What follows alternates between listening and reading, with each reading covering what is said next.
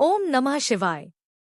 नमस्कार दोस्तों, एक बार फिर से स्वागत है आपका हमारे YouTube चैनल अद्भुत गाथा पर। दोस्तों, हर स्त्री यही चाहती है उसके घर में कभी कलेश ना हो, उसका पति उसे प्यार करे, उसकी बात का सम्मान करे, उसकी बात को समझे, उसकी हर समस्या का समाधान करे, उसका हर सपना पूरा करे। दोस्तों, जब किसी लड़की की शादी होती है और वो अपनी ससुराल में आती है तो अपने पति से बहुत सारी उम्मीदें लेकर के जाती है, क्योंकि उसका एक नया जीवन शुरू होने जाता है। वहीं जब पति गुस्सेल मिल जाता है, पत्नी का सम्मान नहीं करता, हमेशा पत्नी को भला बुरा सुनाता रहता है, उसकी भावनाओं की कदर नहीं करता, उसे हमेशा दुख पहुंचता रहता है, तो ऐसे में पत्नी का जीवन पूरी तरह से नष्ट हो जाता है, उसका सुख चैन खो जाता है। दोस्तों, आज की इस वीडियो में हम इसी विषय पर एक कथा सुनेंगे। हम आज जानेंगे, यदि कोई स्त्री सावन के 5 सोमवार पुरुष को चुपचाप एक चीज खिला दे तो वो पुरुष कभी भी क्रोध नहीं करता और उसे कभी किसी पर गुस्सा नहीं आता। ऐसे में स्त्री का जीवन पति के साथ में बहुत सुखमय तरीके से व्यतीत होता है। दोस्तों, एक बार माता पार्वती ने महादेव से पूछा, प्रभु, मैंने देखा है बहुत से पति अपनी स्त्रियों का सम्मान नहीं करते, हमेशा उनका अपमान करते रहते हैं, हमेशा पत्नी पर गुस्सा होते रहते हैं, छोटी छोटी बातों को लेकर के हमेशा नाराजगी जाहिर करते रहते हैं, जिससे पत्नी का सुख पूरी तरह से छिन जाता है। तो प्रभु, मैं ये जानना चाहती हूँ कि क्या कोई ऐसा उपाय नहीं है जिससे पुरुष का गुस्सा पूरी तरह से खत्म हो जाए और वो पत्नी का सम्मान करे, पत्नी को प्यार करे। इस पर भगवान शिव कहते हैं, हे पार्वती, मैं तुम्हें एक ऐसे उपाय के बारे में बताता हूँ जिसे यदि कोई भी स्त्री सावन के 5 सोमवार कर ले, अर्थात अपने पति को चुपचाप एक चीज खिला देती है, तो उसका पति जीवन भर उसका सम्मान करता है, उसे प्यार करता है, उस पर कभी गुस्सा नहीं करता, उसकी हर बात को महत्व देता है। प्रभु की बातें सुनकर माता पार्वती कहती है, प्रभु, आखिरकार वो चीज कौन सी है जो पुरुष को खिलाने मात्र से उसका गुस्सा हमेशा के लिए छूमंतर हो जाता है और पत्नी के जीवन में खुशियां भर जाती है? भगवान शिव कहते हैं, पार्वती, इसके लिए मैं तुम्हें एक कथा सुनता हूँ, जिससे तुम्हें ये पता चल जाएगा कि वो चीज कौन सी है। माता पार्वती कहती है, ठीक है प्रभु, आप कहानी को सुनाना प्रारंभ करें, मैं कहानी को पूरे मन से सुनूंगी। भगवान शिव कथा आरंभ करते हैं। बहुत पुरानी बात है, एक नगर में एक राजकुमार रहता था। वो किसी ऐसी लड़की से शादी करना चाहता था जिसके सेब जैसे लाल लाल गाल हों, सेब के बीज जैसे कत्तई आंखें हो और सेब के रंग जैसा मीठा स्वभाव हो। लेकिन ऐसी लड़की उसको अपने राज्य में कोई नहीं मिली, इसलिए वो ऐसी लड़की की खोज में दूसरे देश को चल दिया। 3 दिन और 3 रात की लगातार सवारी के बाद राजकुमार एक ऐसी जगह पर पहुंचा जहां छोटी छोटी झाड़ियों की एक कतार लगी थी। उस कतार में एक झाड़ी के नीचे एक बालोबाली टांग बाहर निकली हुई थी। उसे देखकर राजकुमार वहीं रुक गया। तभी उसने एक आवाज सुनी, उफ मेरी बदकिस्मती, जो मैं यहाँ पर चिपक गया हूँ। वही झाड़ियों में से फिर आवाज आई, मेरी टांग खींचो, तभी तुमको पता चलेगा मैं कौन हूँ। उसकी बात सुनकर राजकुमार ने जोर लगा करके जैसे ही उसकी टांग खींची तो एक छोटा आदमी जिसका शरीर गोल था और वो लाल और हरे रंग के कपड़े पहने था, एकदम से बाहर निकल आया। फिर उसने राजकुमार को बाहर निकलने के लिए धन्यवाद दिया। वही राजकुमार ने पूछा, मुझे तुम्हारी सहायता करके बड़ी खुशी हुई, पर तुम इन झाड़ियों में क्यों पड़े थे? तो वो आदमी बोला, हे राजकुमार, एक राक्षस ने मेरी बेटी को चुरा लिया है। जैसे ही उसने मेरी बेटी को यहाँ पर आकर पकड़ा तो मैं यहाँ आकर चिपक गया और राक्षस मेरी बेटी को ले करके यहाँ से चला गया। फिर राजकुमार ने पूछा, तो क्या वो तुम्हारी बेटी को यहाँ से उठा कर ले गया है? तो उसने कहा, हाँ। उसने उसको अपनी एक उंगली और अंगूठे के बीच में दबाया और ले करके उड़ गया। मैं तो बिल्कुल गूंगा सा हो गया और सांस भी नहीं ले सका। फिर तो राजकुमार बोला, ये तो बड़ा बुरा हुआ। वो तुम्हारी लड़की को किस ओर ले गया है? वहीं वो व्यक्ति राजकुमार से कहने लगा, हे राजकुमार, वो राक्षस मेरी बेटी को भूखे कुत्ते, कटी हुई जादूगरनी और खाई के पार बने दरवाजे के उस पार लेकर गया है।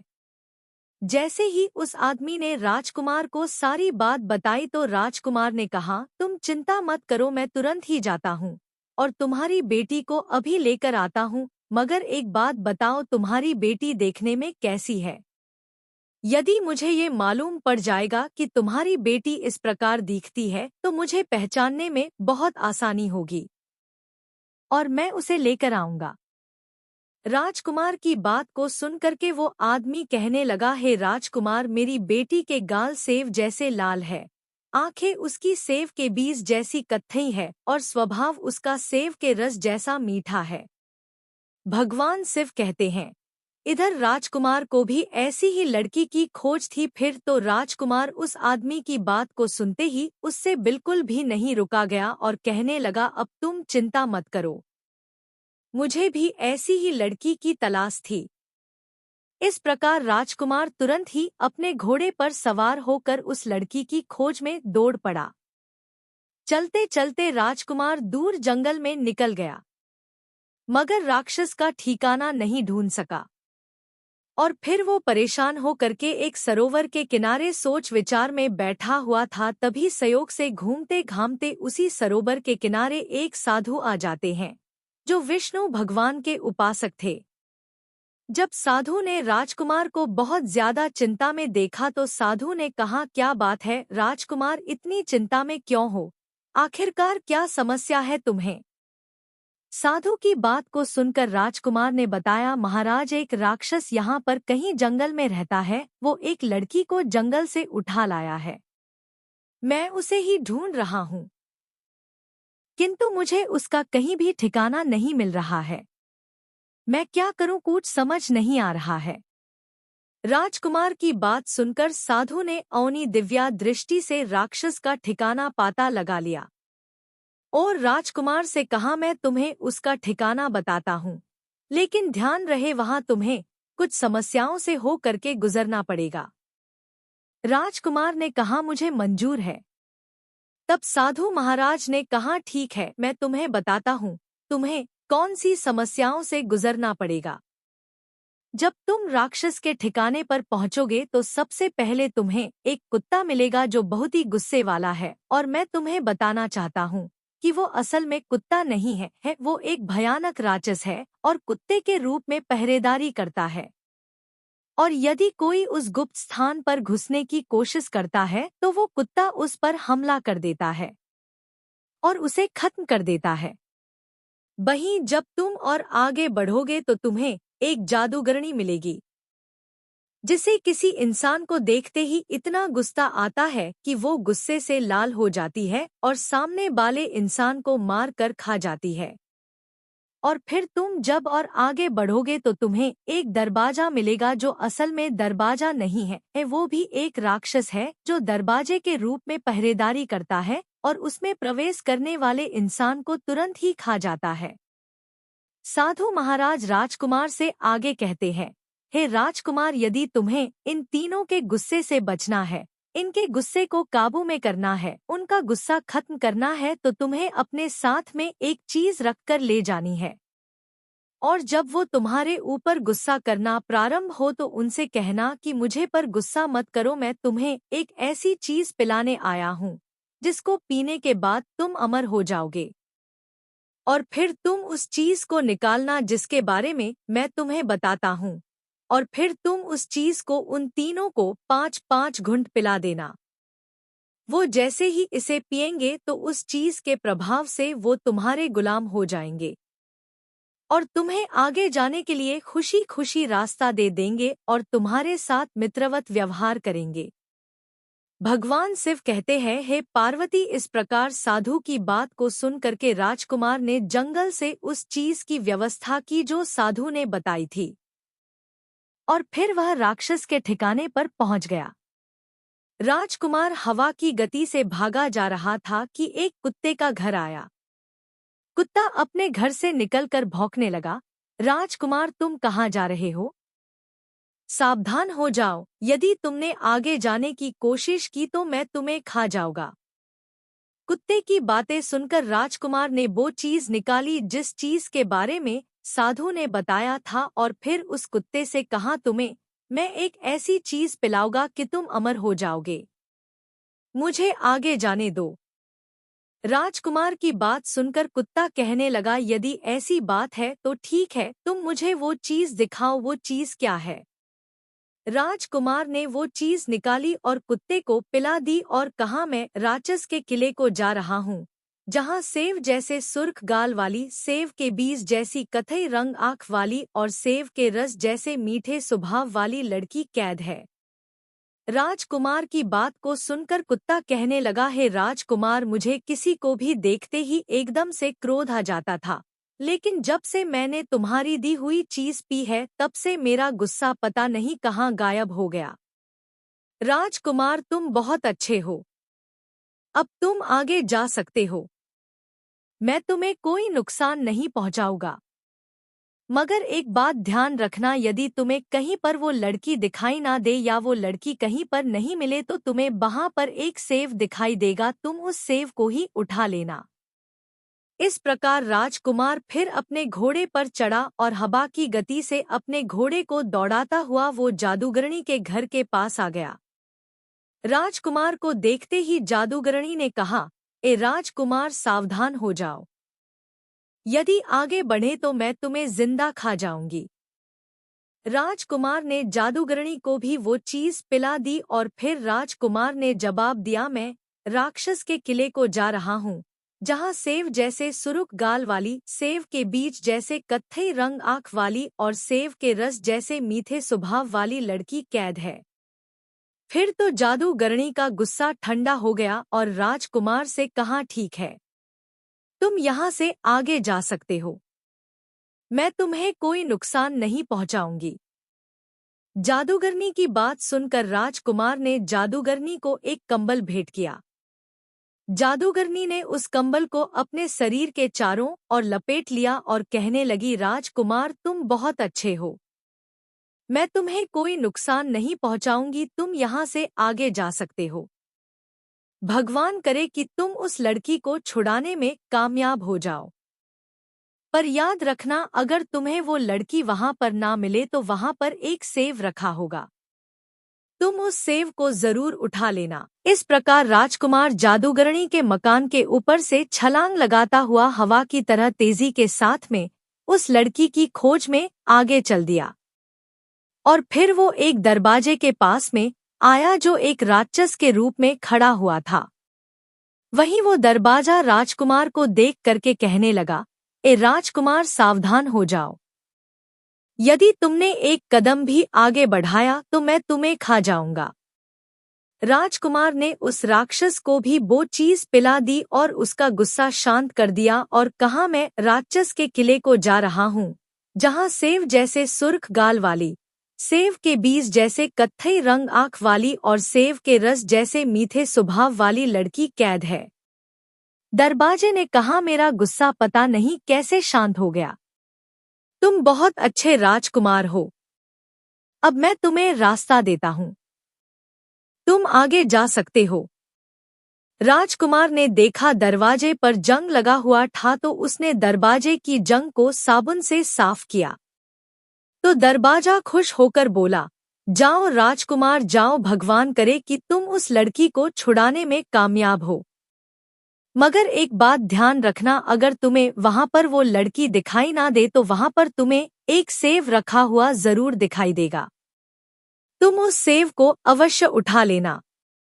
इस प्रकार वो राजकुमार आखिरकार राक्षस के किले तक पहुंच गया और वो सीधा अपने घोड़े को सीढ़ियां चढ़ाता हुआ सामने वाले दरवाजे पर पहुंच गया। जब वो किले के पीछे पहुंचा तो उसे वहां पर कोई राक्षस दिखाई नहीं दिया, ना वो लड़की दिखाई दी। वो आगे कमरे में गया पर वहां भी उसे कोई दिखाई नहीं दिया। फिर वो राजकुमार रसोई में गया। वहां भी उसे कोई राक्षस दिखाई नहीं दिया, ना वो लड़की दिखाई दी। इसके बाद में वो राक्षस के सोने वाले कमरे में पहुंचा। वहां उसने खर्राटों की आवाज़ सुनी। उसने अंदर झांककर देखा तो राक्षस गहरी नींद में सो रहा था और पास में ही एक तस्तरी में एक सेव रखा हुआ था। तभी राजकुमार को याद आया कि सभी ने उससे क्या कहा था। अगर तुम्हें वो लड़की वहां पर दिखाई ना दे तो तुम्हें वहां पर एक सेव रखा हुआ जरूर दिखाई देगा, जिसे तुम अवश्य उठा लेना। अतः राजकुमार ने जैसे ही उस सेव को उठाना चाहा तो सेव के छूने से पहले ही वो सेव एक लड़की में बदल गया, जिसके गाल सेव की तरह सुर्ख थे और आंखें सेव के बीजों की तरह कत्थई रंग की थी। फिर लड़की ने रो करके राजकुमार से कहा, हे राजकुमार, मुझे बचा लो, मुझे यहाँ से ले चलो। उसकी बातें सुनकर राजकुमार कहने लगा, अब तुम चिंता मत करो, जल्दी से मेरे पास आओ और हमारे साथ चलो। मेरा घोड़ा नीचे खड़ा है। और फिर वो दोनों वहां से भाग गए। राजकुमार ने लड़की को घोड़े पर बिठाया और वहां से दौड़ चला। तभी राक्षस की आंख खुल गई और वहीं से राक्षस चिल्लाया, ए दरवाजे, जल्दी से उसे रोको। तो दरवाजा कहने लगा, मैं नहीं रोकूंगा, उसने मेरे जंघों में साबुन लगाया है। इस प्रकार कहकर दरवाजे ने राजकुमार को वहां से आगे जाने के लिए रास्ता दे दिया। फिर तो राजकुमार उस लड़की को लेकर के दरवाजे के ऊपर से निकल गया। वही राक्षस जो था राजकुमार के पीछे भागा और चिल्लाया, ए जादूगरनी, जल्दी से इस राजकुमार को रोको, ये यहाँ से जाने ना पाए। तो जादूगरनी ने कहा, मैं नहीं रोकूंगी, इसने मुझे सोने के लिए मलमल का कंबल दिया है। और उसने राजकुमार को जगह दे दी। वो राक्षस फिर उनके पीछे भगा और चिल्लाया, एक कुत्ते, इन्हें पकड़ो, इसे आगे मत जाने देना। किंतु कुत्ते ने भी कहा, मैं नहीं रोकूंगा, इस राजकुमार ने मुझे ठाने को रोटी दी थी। ऐसा कहकर उसने उन दोनों को वहां से जाने का रास्ता दे दिया। और जैसे ही राक्षस वहां आया, उन दिनों ने उसे धार दबोचा। इस प्रकार वो राजकुमार उस लड़की को लेकर वापस जंगल उसके पिता के पास आ गया और उनकी अनुमति से उसने उस लड़की से विवाह कर लिया। समय का साथ राजकुमार का स्वभाव चिड़चिड़ा होता गया। वो दिन रात अपनी पत्नी पर क्रोध करता, उसे अपमानित करता, जिसके कारण उसकी पत्नी भी दुखी रहने लगी। उसके माथे पर हमेशा दुखों की लकीरें रहती। एक दिन की बात है, उस राजकुमार का घर वहीं साधु भिक्षा मांगने आया, जिसने उसे उस राक्षस का ठिकाना बताया था। जब उसने राजकुमारी को देखा तो उसके माथे की लकीरें देख सब समझ गया। उस साधु ने उस लड़की को भी उस चीज के बारे में बताया, जिससे गुस्सा खत्म हो जाता है। फिर तो उस लड़की ने भी वही किया। उसने सावन के 5 सोमवार बेल के 5 पत्तों में सुपारी मिलाकर रस बनाकर अपने पति को पिलाया, जिससे उसका पति का गुस्सा एकदम खत्म हो गया और वो उसे प्यार करने लगा और दोनों जीवन पर्यंत हंसी खुशी रहे। तब माता पार्वती ने कहा, हे प्रभु, मैं समझ गई, जो स्त्री सावन के सोमवार बेल के 5 पत्तों को सुपारी में मिलकर उसका रस बनाकर अपने पति को चुपचाप पिला देती है, उसके पति का गुस्सा सदैव के लिए चुमंतर ही जाता है। तब महादेव ने कहा, जी देवी, मुझे बेल का पत्ता अति प्रिय है। अतः सावन में ऐसा करने पर किसी भी स्त्री के पति का गुस्सा दूर हो जाता है। तो दोस्तों, ये थी महादेव द्वारा बताई गई गुप्त बातें। आशा करते हैं आपको आज की वीडियो अत्यंत पसंद आई होगी और ये जानकारी आपके बहुत काम आएगी।